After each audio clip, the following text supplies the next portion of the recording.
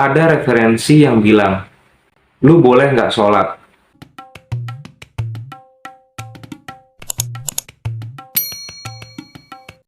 Hai, itu balik lagi bersama gua Arman Maulana dan gua adalah anak pesantren. Bismillahirrahmanirrahim. Inna sholata kanat alal mu'minina kitaban mauqutan. Sholat itu penting gak sih, bro? Ya penting. Lu mau nyari referensi di mana aja, mau di Al-Quran, di hadis, di kitab manapun, asal itu bener ya. Ya, sholat itu wajib. Sholat 5 waktu nih. Tapi pertanyaan lainnya, sholat itu penting gak sih? Nah, kalau masalah penting gak pentingnya itu balik lagi ke manusianya. Lu pada itu, tapi gua nggak ngurusin ya. Lu mau nggak sholat ataupun lu nggak sholatnya bolong-bolong, gua sendiri pun gua jujur gua masih bolong-bolong juga, nggak ya, gua malu lah. Gua bukan malu sih, lebih ke merasa menyesal lah, dan itu masih jadi PR gua yang harus gua perbaiki untuk hidup gua sendiri, dan gua nggak memungkiri itu gitu. Jadi untuk masalah sholat penting apa enggaknya ya balik ke masing-masing. Kalau yang merasa penting atau enggak, kalau yang kalian yang sholatnya 5 waktu selalu tepat waktu, ya berarti kalian merasa itu penting. Tapi kalau yang mungkin enggak, bolong-bolong atau enggak sholat sama sekali, mungkin belum dapat hal rasa kepentingan itu. Tapi kalau hukum ya wajib, dan semua yang wajib itu pasti ada konsekuensinya kalau nggak dijalankan. Dan itu tanggungan masing-masing lah. Gua nanggung dosa gua karena ninggalin sholat, dan lu juga mungkin yang sama kayak gua juga ataupun yang nggak sholat sama sekali, ya nanggung dosa lu semua lah. Dan gua harap kita bisa memperbaiki kedepannya gitu. Oh iya, buat disclaimer aja, gue buat video ini bukan maksud untuk menggurui kalian atau gue merasa cukup untuk menasihati kalian. Tapi gue di sini murni karena gue pengen belajar, dan gue buat video ini sebenarnya untuk tamparan pengingat buat gue supaya gue bisa lebih baik ke depannya. Dan semoga bermanfaat juga buat kalian yang muslim maupun yang non muslim. Yang muslim bisa nambah iman, dan gue juga bisa nambah iman. Yang non muslim bisa nambah pengetahuan. Balik lagi ke rukun Islam yang kedua tadi. Rukun Islam kedua apa? Sholat. Kalau lu lupa ya. Kalau misalnya ada referensi yang bilang, lu boleh nggak sholat, asalkan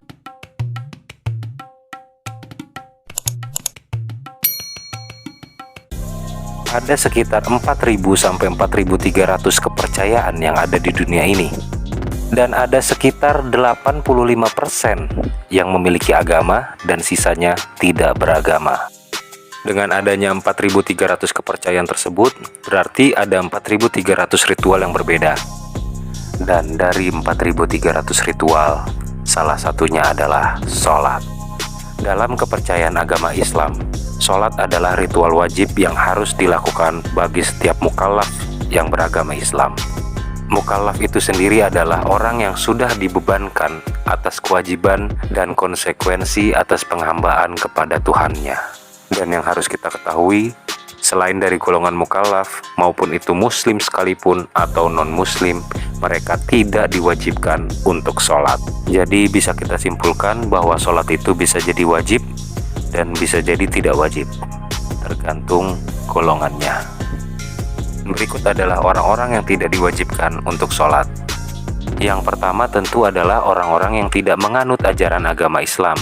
Ini adalah sesuatu yang mutlak dan tidak perlu dipertanyakan, apalagi diperdebatkan. Setiap agama memiliki ritualnya masing-masing yang mereka anggap benar. Sama seperti halnya Islam yang menganggap bahwa ritual sholat adalah ritual yang paling benar. Ritual untuk penghambaan atas Tuhan alam semesta. Agama lain pun juga akan beranggapan bahwa ritual mereka lah cara yang paling benar untuk menghamba kepada Tuhan alam semesta. Yang kedua adalah orang dengan gangguan jiwa. Seorang muslim yang memiliki gangguan jiwa serta gangguan psikologis lainnya, mereka tidak diwajibkan untuk sholat. Dengan hilangnya akal pikiran pada manusia, mereka dikeluarkan dari golongan mukallaf. Mereka tidak lagi dibebankan dengan kewajiban dan konsekuensi atas penghambaan mereka kepada Tuhan. Ada berbagai macam gangguan jiwa seperti skizofrenia, depresi, bipolar, psikopat, ADHD, dan lain sebagainya. Selama mereka belum sembuh dari penyakitnya, mempengaruhi secara langsung akal dan pikiran mereka, mereka tidak diwajibkan untuk sholat. Yang ketiga adalah anak-anak. Anak-anak yang pemikiran dan pemahamannya belum sempurna, atau misalnya balita, mereka tidak diwajibkan untuk sholat. Hal ini dikarenakan anak kecil belum mampu menggunakan akal pikirannya dengan sempurna. Namun beda ceritanya jika anak kecil tersebut sudah memiliki pemahaman dan pikiran yang sempurna. Mereka diwajibkan untuk sholat. Oleh karena itu, golongan ini bukanlah ditentukan dari fisik maupun umur. Namun walaupun mereka belum diwajibkan untuk sholat, orang tua mereka diwajibkan untuk memperkenalkan dan mengajarkan sholat kepada anak-anaknya. Yang keempat, orang yang mabuk. Sebelum adanya larangan minuman beralkohol, manusia saat itu tidak boleh melakukan sholat saat mabuk. Hal ini dikarenakan orang mabuk tidak mengerti apa yang mereka ucapkan. Ritual yang tadinya sakral bisa jadi fatal. Ada dua jenis orang mabuk, yaitu yang disengaja, yang kedua yang tidak disengaja. Namun dalam hal sholat, walaupun mabuknya tidak disengaja, mereka tidak dibolehkan untuk mengerjakan sholat. Tapi saat mereka sadar dari mabuknya, mereka diwajibkan mengqadha sholat yang mereka tinggalkan. Dan yang terakhir adalah perempuan yang sedang menstruasi. Banyak rujukan dan referensi yang menggugurkan kewajiban sholat untuk wanita yang sedang menjalani haid. Dan mereka tidak diwajibkan untuk mengqadha sholat yang mereka tinggalkan selama masa menstruasi mereka.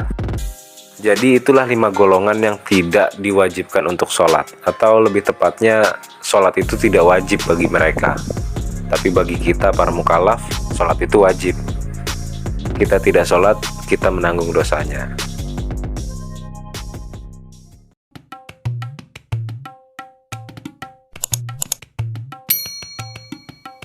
Ya, jadi gitulah ya, kalau misalnya lu atau gua masuk kriteria tadi baru kita boleh nggak sholat.